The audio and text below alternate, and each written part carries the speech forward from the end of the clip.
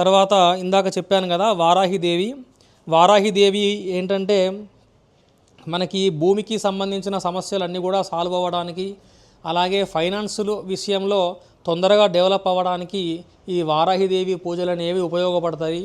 మనము ఇల్లు కట్టుకుంటున్నాము, ఆ ఇంటికి సంబంధించి పనులు తొందరగా అవ్వట్లేదు, లేదు రిజిస్ట్రేషన్ గురించి అన్ని ఆటంకాలు ఎదురవుతున్నాయి అని అంటే వారాహి హోమం చేసుకోవచ్చు. అలాగే ఇక్కడ ప్రత్యంగిరాదేవి హోమం కూడా ప్రతినిత్యం ఉంటుంది. ఈ నిత్యం చేసే హోమంలో ఈ 6 దేవతల హోమాలు ఉంటాయి.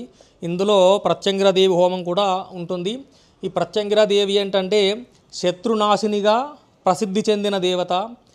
ప్రత్యంగిరాదేవి ఆ యొక్క దేవత ఆరాధన చేసుకోవడం వల్ల ఎంతటి తీవ్రమైన అకాల మృత్యువును కూడా మనము జయించగలుగుతాము.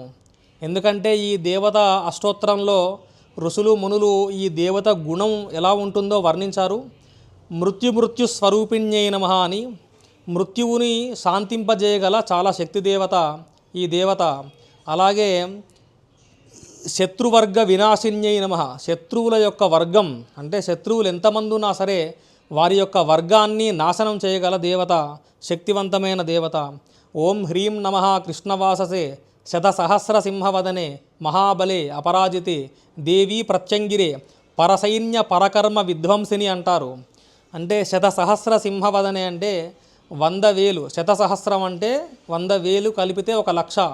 1,00,000 సింహముఖాలతో ఈ దేవత నిజమైన రూపం అలా ఉంటుంది. ఈ దేవత పరసైన్య పరకర్మ విధ్వంసిని అంటారు.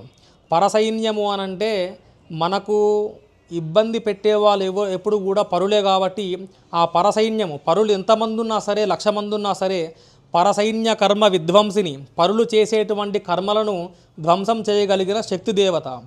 ఈ దేవత భక్త ప్రసన్న రూపిణి అంటారు. భక్తులకు ప్రసన్న రూపంలో ఉంటుంది.